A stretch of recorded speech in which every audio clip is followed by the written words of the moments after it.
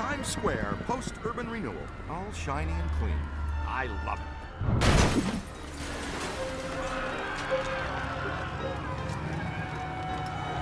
Say, is that him? It's hard to miss. Egon, how close do we have to get the big trap to reel him in? A lot closer than this. What's he up to now? He's looking for something. Is he looking for something or someone?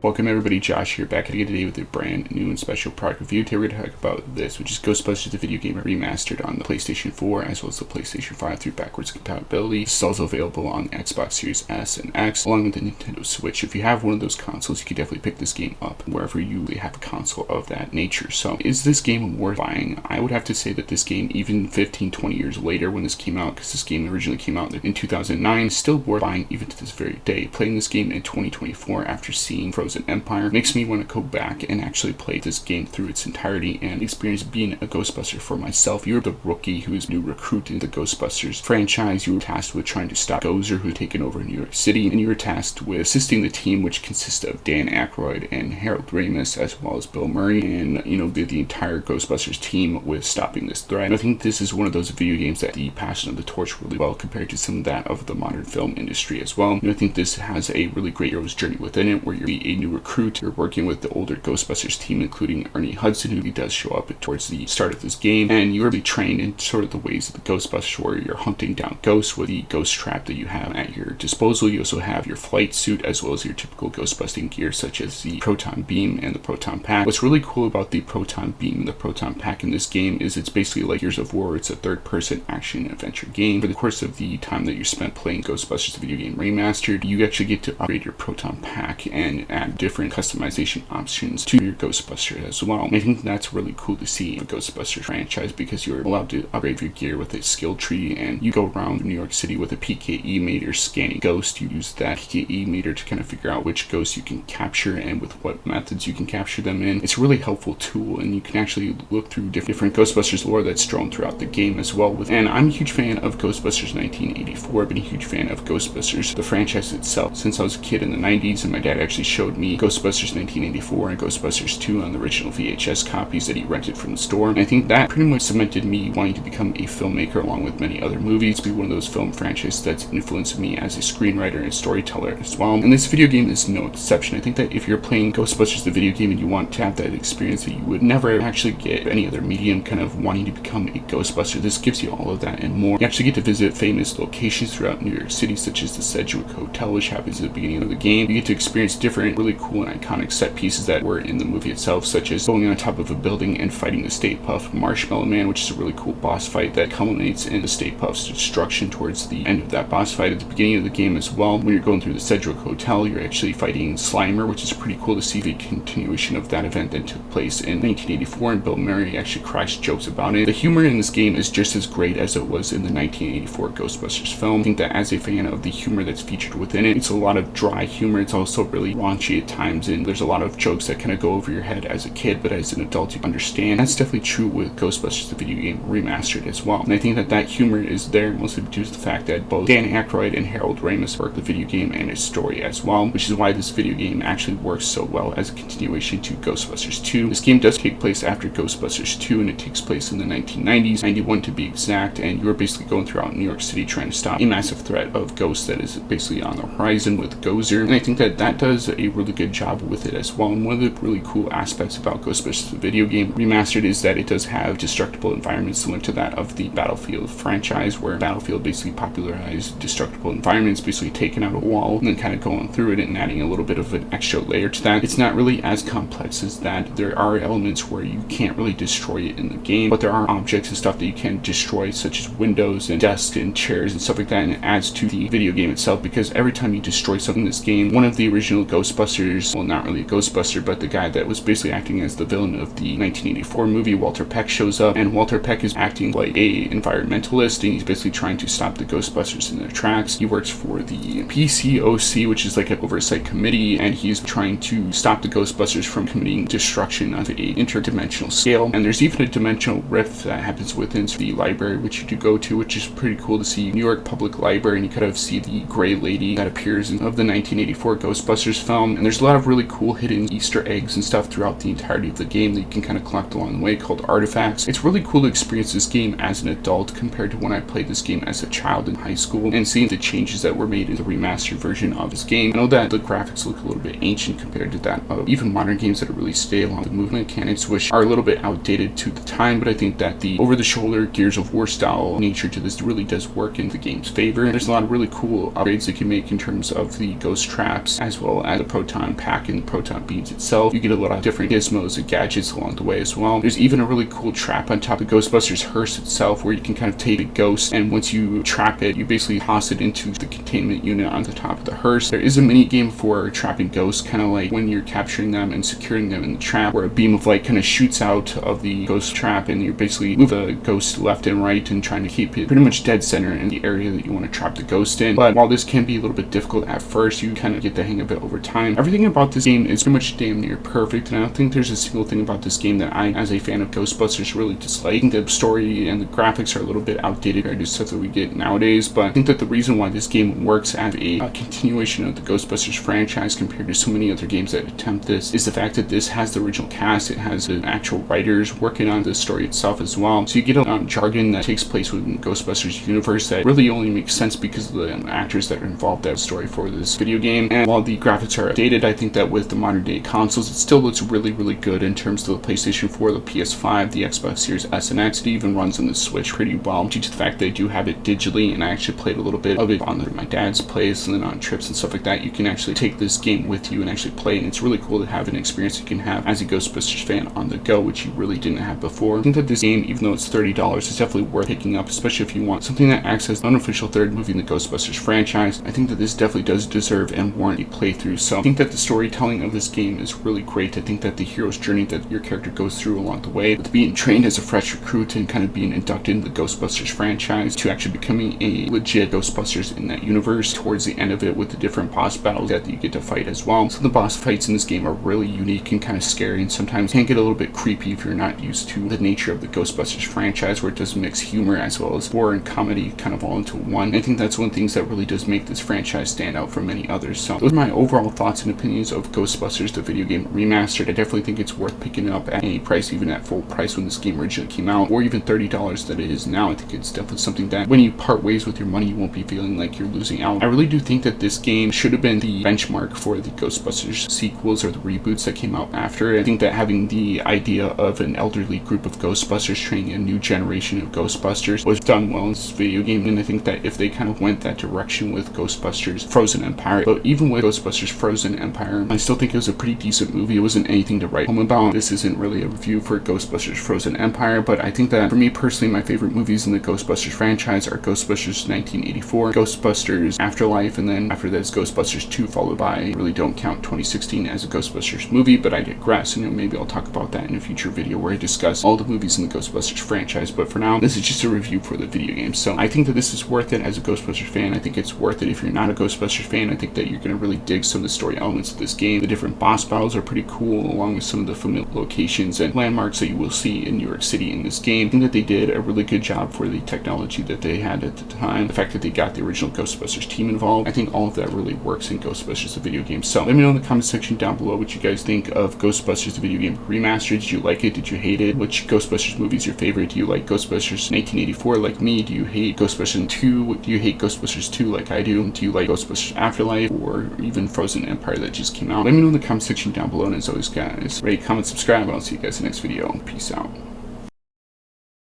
What a nightmare. Thank you. Not the words a rescuing hero wants to hear from his damsel in distress. May I say, your eyes are much prettier when they're not glowing like hot coals. Peter, I've made an extraordinarily frightening Why discovery. don't you all go away? All my data indicate that the ghost world is beginning to push through multiple cross portals from their dimension into ours. Well, More overtime. Guys, look.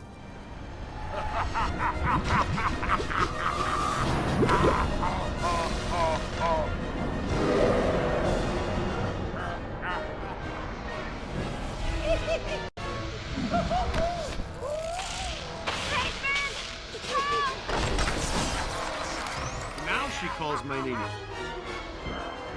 Block the exits! Don't let it escape with her. Hit him with slime.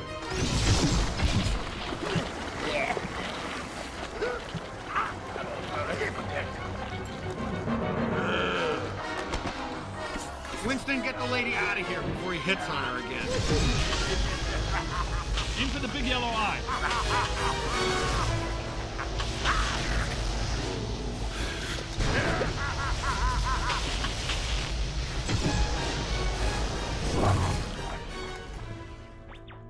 Who wouldn't like to have that superpower?